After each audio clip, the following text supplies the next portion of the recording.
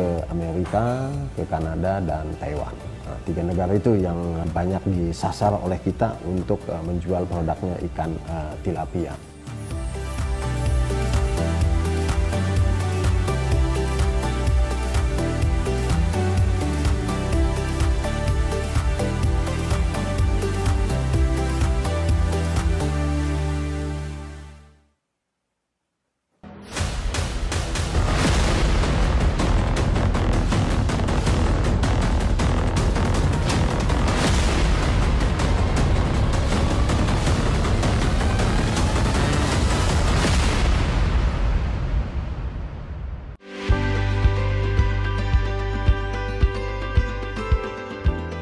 Ikan tilapia atau yang lebih dikenal dengan ikan nila sering menjadi menu harian di rumah tangga maupun rumah makan.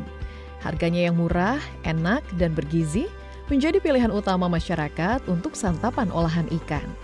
Siapa sangka, ternyata ikan nila memiliki potensi ekspor yang besar, bahkan menjadi primadona komoditas ekspor perikanan. Saat ini, Indonesia menduduki negara keempat eksportir tilapia terbesar di dunia. Menurut data Kementerian Kelautan dan Perikanan, tren pertumbuhan ekspor tilapia sepanjang 2017 hingga 2023 tumbuh rata-rata sebesar 7%. Kinerja ekspor ikan tilapia terus meningkat, tercatat dari 57,41 juta dolar Amerika Serikat pada tahun 2017 menjadi 78,52 juta dolar Amerika Serikat pada 2022. Bahkan pada tahun 2023, Indonesia berhasil mengekspor ikan tilapia senilai 82 juta dolar Amerika Serikat. Bahkan pada masa pandemi COVID-19, Badan Pusat Statistik 2020 mencatat volume ekspor ikan tilapia tetap tinggi, mencapai 78,44 juta dolar Amerika Serikat.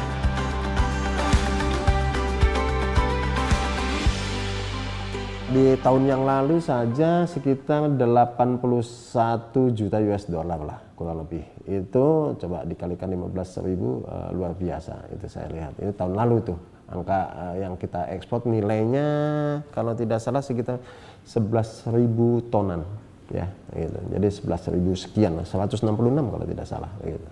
Ya, jadi angka ini sangat luar biasa dan ini akan selalu bisa meningkat gitu. Kalau revitalisasi kemudian berjalan, yang di Pulau Jawa 78.000 hektar itu kalau itu berjalan, wah sangat luar biasa ya. Pasar nggak usah khawatir, kita banyak baik untuk domestik maupun yang untuk ekspor. Di tahun 2024 ini aja sekitar 14 miliar US dollar begitu. Dan ini diprediksi 10 tahun ke depan ini menjadi 23 miliar US dollar. Jadi sangat luar biasa saya lihat. Saat ini pemerintah menjadikan Amerika Serikat sebagai tujuan utama ekspor ikan tilapia. Bahkan mampu menembus aturan dan kebijakan ekspor perikanan Amerika Serikat yang ketat. Selain Amerika Serikat, negara tujuan ekspor lainnya adalah Kanada, Uni Eropa, dan Inggris. Dalam kurun waktu 10 tahun ini, tren Amerika ini untuk ikan nila itu cukup besar. Kenapa saya bilang Amerika? Karena 51% pasar tilapia dunia itu Amerika.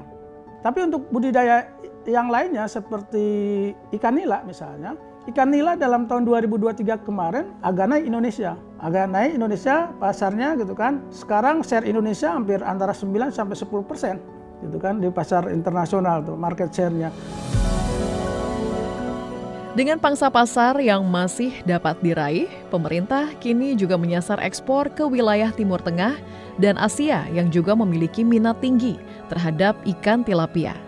Indonesia memiliki nilai jual yang tinggi mengenai produk ikan tilapia dibanding negara pesaing lainnya dikarenakan Indonesia memiliki sertifikasi eco-label dan ikan berkualitas premium.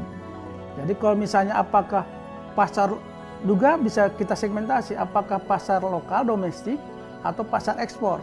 Karena pasar ekspor dengan pasar domestik itu berbeda karakternya. Misalnya dari segi ukuran.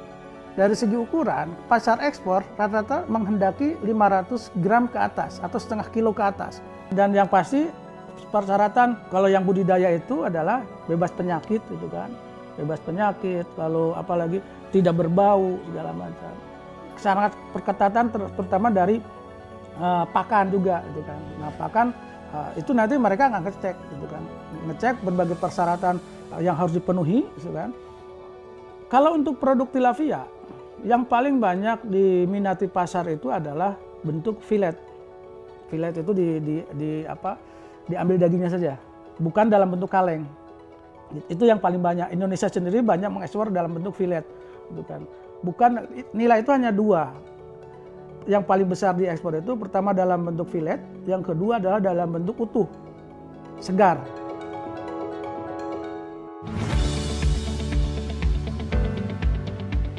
Saat ini mayoritas ikan tilapia atau nila yang diekspor dari Indonesia berasal dari hasil budidaya di Danau Toba, Sumatera Utara. Harus kita akui bahwa supply yang terbesar dari Indonesia untuk ekspor ini dari sumut ya secara umum, dan salah satunya adalah di Danau Toba.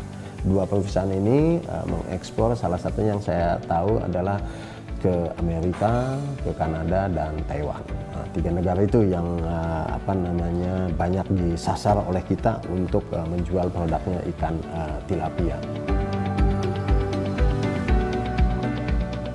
Ikan tilapia menjadi ikan berkualitas premium karena menggunakan media danau untuk budidaya, sehingga ikan tidak memiliki bau khas dibandingkan ikan yang dibudidayakan di kolam tanah.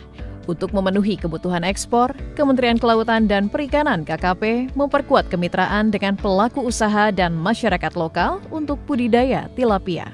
Gimana caranya? Ya, kita selalu komunikasi dengan semua stakeholder. Salah satunya adalah Pemda. Pemda ini menjadi agregat yang sangat baik. Kenapa? Karena dia yang punya kebijakannya, dia yang punya izin dan seterusnya. Jadi Pemda lah salah satu yang kita coba gandeng begitu untuk pengembangan produksi dari si ikan tilapia di samping stakeholder yang lain.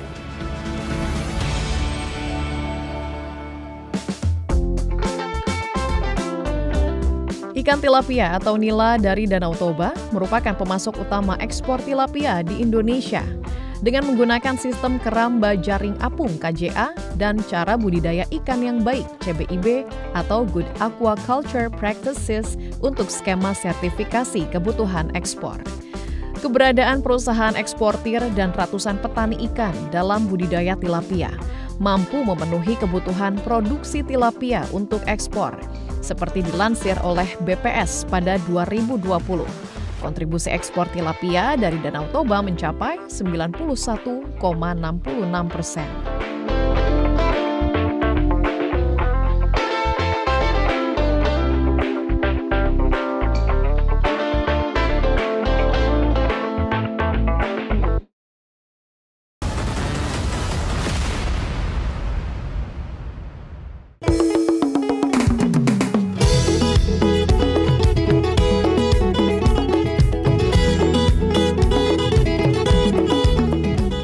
Danau Toba yang berada di Kabupaten Simalungun, Sumatera Utara, merupakan penghasil ikan tilapia atau nila kualitas ekspor terbesar di Indonesia. Dinas Kelautan dan Perikanan Sumatera Utara mencatat dari luas Danau Toba 1.145 km persegi, sekitar 0,4% lahan digunakan untuk budidaya tilapia.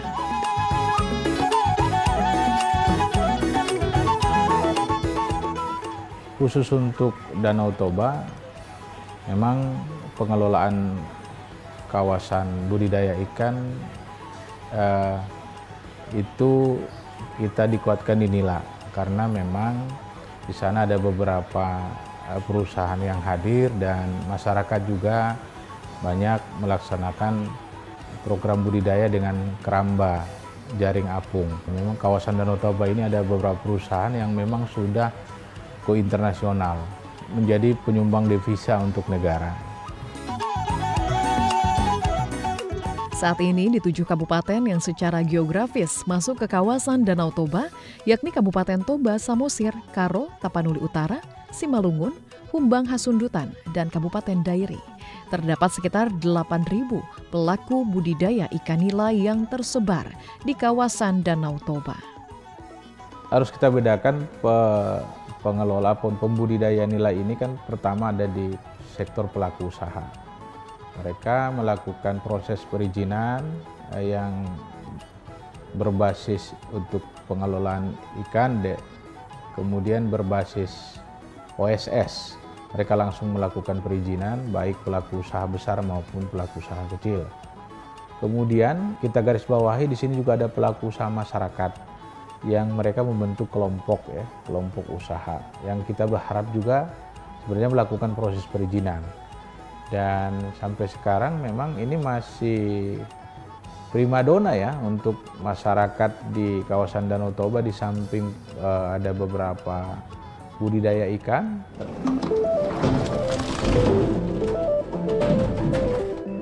Mayoritas ikan tilapia yang diekspor dari Danau Toba, Sumatera Utara, sebanyak 99% dikemas dalam bentuk filet beku.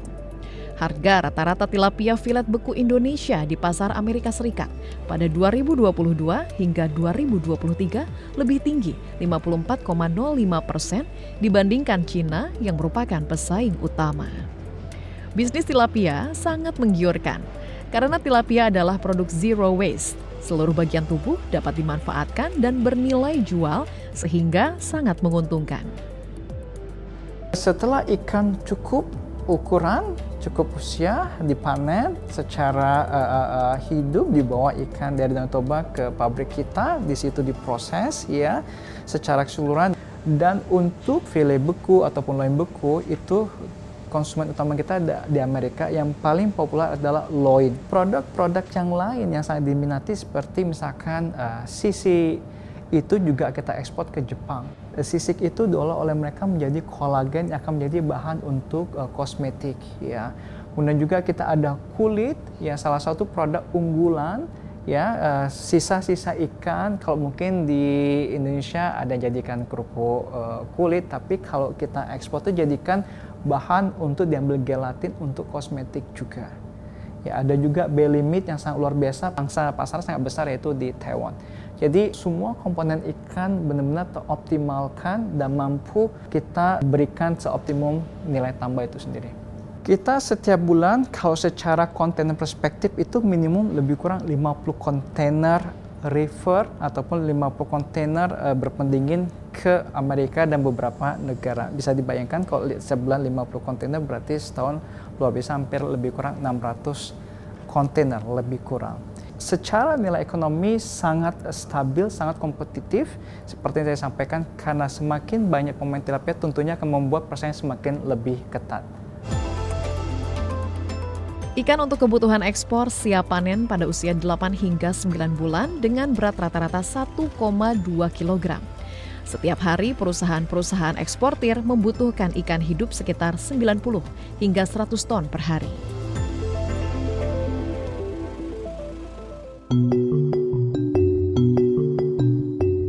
Usaha perikanan budidaya tilapia di kawasan perairan Danau Toba turut memberikan dampak positif bagi peningkatan perekonomian masyarakat sekitar danau, khususnya petani ikan. Salah satunya adalah Hermanto Sinurat di Kecamatan Haranggaol di Kabupaten Simalungun, Sumatera Utara. Sudah 10 tahun, ia melakukan budidaya dan meraup penghasilan dari hasil budidaya tilapia dari Danau Toba. Ia mampu panen rata-rata 10 ton ikan nila setiap 6 hingga 8 bulan dari 50.000 bibit yang ia sebarkan. Kalau untuk yang saya tahu ikan Danau Toba ini Bang, ya kita dari sini lah, dari Simalungun inilah asalnya semua Bang, itu kita distribusikan ke pasar-pasar yang ada di Kota Medan, bahkan sampai keluar kota dari Kota Medan Bang, dan ada juga kita menjalin kerjasama dengan PT Bang, dengan pabrik gitu Bang. Saya tahu perusahaan itu ke Asia dan ke Eropa Bang. Perusahaan itu mengekspor ikan kita Bang. Pelaku budidaya tilapia lainnya yakni Heral Yoki Amanda. asal Simalungun, Sumatera Utara yang baru 2 tahun terjun ke usaha ini turut merasakan manisnya budidaya tilapia. Kalau banyaknya panen yang kita hasilkan itu tergantung dari bibit awal yang kita masukkan. Kalau bibit di atas 50.000, dia dapat menghasilkan bahkan sampai 20 ton lebih.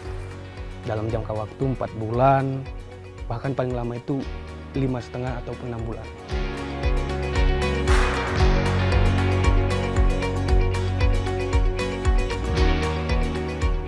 Kita distribusikannya kita itu biasa ke pajak lokal maupun ke PT STP. Setahu saya sih dikemas secara pengalengan. Untuk memenuhi kebutuhan tersebut, rata-rata perusahaan juga memiliki ratusan keramba yang ada di Danau Toba yang dikelola oleh petani ikan yang telah mendapatkan pelatihan dari dinas terkait dan juga perusahaan. Perusahaan juga menerapkan teknologi budidaya yang baik dan ramah lingkungan, agar mutu ikan tetap terjaga dengan baik dan mampu berproduksi maksimal agar tidak mengalami gagal panen. Jadi kita untuk budidaya premium tilapia. Sehingga itu Danau Toba sangat cocok, sangat potensi, terutama karena dari aspek lingkungannya yang sangat bersih, karena ikan baru bisa tumbuh dengan baik bila lingkungannya baik. Itu yang pasti. Yang kedua adalah farming practices dari kita sendiri.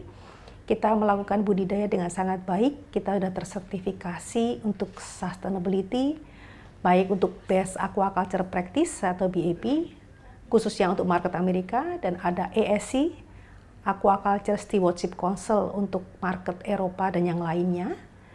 Kemudian juga kita ada food safety, sertifikasi juga, kemudian juga ada social responsibility. Jadi kita memenuhi seluruh aspek yang dibutuhkan oleh premium market di dunia. Dan untuk tetap memenuhi masifnya permintaan kuota ikan, pemerintah meningkatkan produksi melalui pengembangan area atau kampung budidaya tilapia di kolam dan tambak berbasis kawasan yang didukung inovasi dan teknologi agar memiliki kualitas setara dengan ikan nila hasil budidaya dari Danau Toba. Pemerintah membangun modeling kawasan tambak budidaya ikan nila salin (BINS) di Karawang, Jawa Barat, dan Balai Besar Perikanan Budidaya Air Tawar (BBPABAT) untuk pembenihan ikan di Sukabumi, Jawa Barat. Kedua sentra tersebut hadir untuk menjawab kebutuhan produksi tilapia di Indonesia.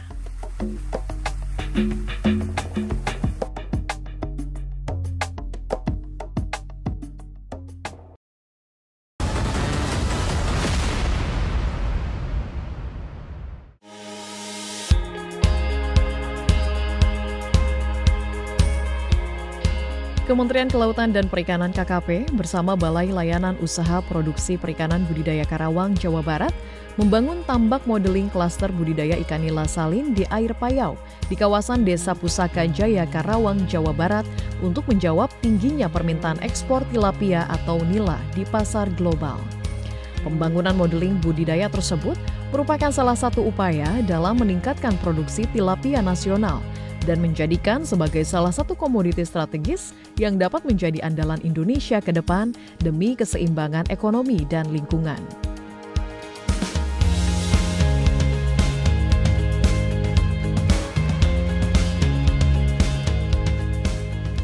Kawasan seluas 84 hektar ini merupakan modeling ikan nila salin menggunakan sistem terintegrasi berkelanjutan. Kawasan ini diharapkan menjadi sumber daya produktif untuk meningkatkan produksi budidaya tilapia. Yang diharapkan dengan budidaya ikan nila salin ini, produksi ikan nila yang ada di katakanlah di danau-danau yang ada di Indonesia ini nantinya akan beralih di daerah pesisir seperti di Karawang ini. Jadi memang produksi ikan di danau-danau itu ada PP 60 tahun 2021 disampaikan oleh pemerintah bahwa perlu adanya moratorium atau pemberhentian budidaya ikan di keramba-keramba di danau-danau dan dialihkan.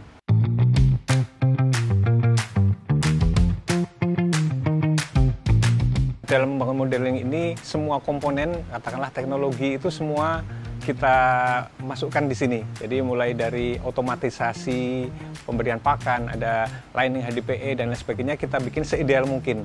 Dengan adanya jalan produksi yang katakanlah sangat bagus ini, itu adalah model yang ideal. Untuk masyarakat nantinya kita bisa mengadopsi sesuai dengan kebutuhan masing-masing. Tentu saja di daerah masing-masing akan berbeda-beda kebutuhannya dengan apa yang ada di Karawang ini. Terdapat berbagai tahapan budidaya di kawasan ini, seperti pembenihan, pendederan, dan pembesaran.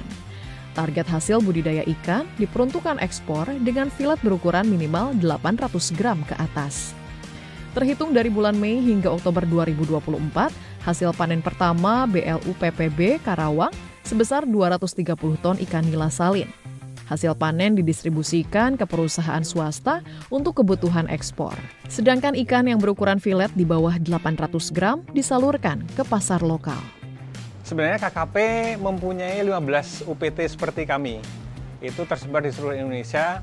Salah satunya adalah Karawang dan PBAT Sukabumi. Kami, dua balai ini berkolaborasi dalam mensukseskan program prioritas nasional BINS ini, di mana BPBAT mengembangkan benih ikan nila salin. Mereka punya indukan yang katanya berkualitas, terus disuplaikan ke BINS kami.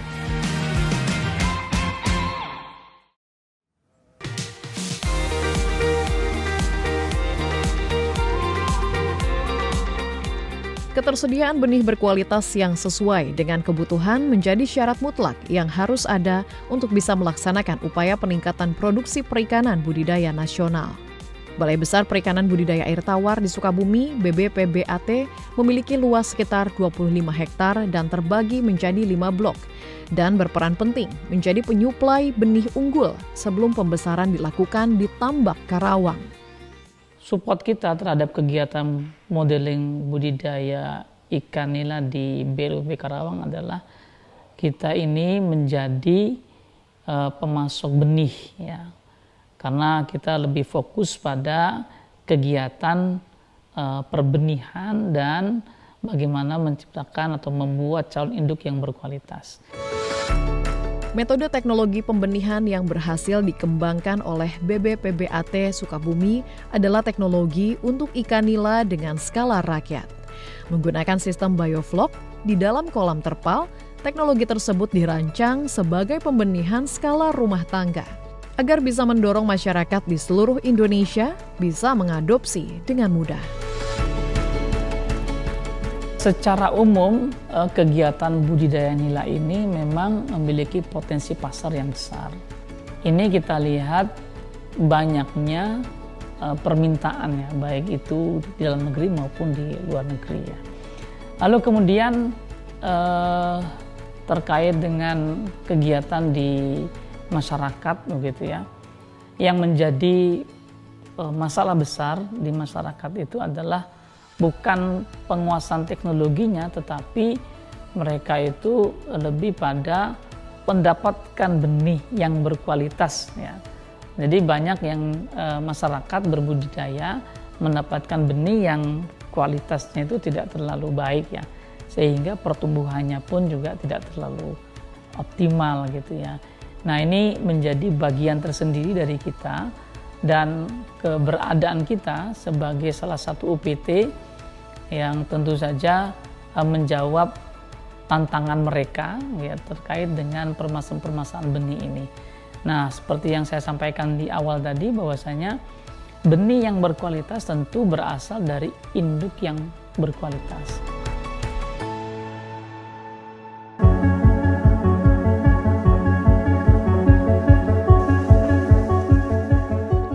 Selain disalurkan ke sentra budidaya Karawang, hasil pembenihan di BBPBAT Sukabumi juga disalurkan ke berbagai unit pelaksana teknis daerah UPTD yang berada di wilayah kabupaten kota di berbagai wilayah Indonesia agar mendapat benih ikan berkualitas.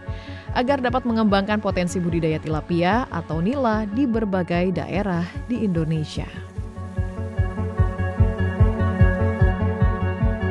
Kita kirim ke Sulawesi misalkan, kita kirim ke Jawa Timur, ya kita kirim ke di luar Jawa, misalkan ke Sumatera begitu, itu kita akan pakai ukuran yang paling ya 2-3 cm. Harapannya adalah pertama, kita harus memastikan induk yang kita pakai itu berkualitas. Tentu ini tidak bisa dilakukan sendiri oleh balai kami. Ya. Kita harus memiliki jejaring agar induk-induk ini ya terdistribusi dengan baik. Lalu kemudian yang kedua, yang melakukan perbaikan mutu ini memang kita harus berkolaborasi, ya. Berkolaborasi dengan instansi lain. Karena banyak juga yang kemudian mencoba melakukan pemuliaan, ya, pemuliaan perbaikan mutu dari induk ikan nila ini. Ya. Pemerintah berupaya meningkatkan produksi ikan tilapia atau nila di tahun 2024 secara terintegrasi, mulai dari hulu hingga hilir. Penyediaan benih ikan yang premium, sehat, dan tahan penyakit diwujudkan melalui pengembangan modeling kawasan tambak budidaya ikan nila, mulai dari pembenihan hingga pembesaran. Potensi ekspor tilapia tetap menjanjikan. Pada tahun 2033, diprediksi mencapai 21,6 miliar dolar Amerika Serikat. Tentunya ini menjadi peluang bagi Indonesia untuk menjadi pemasok utama tilapia terbesar di dunia pada tahun 2033 dengan kualitas ikan bermutu tinggi.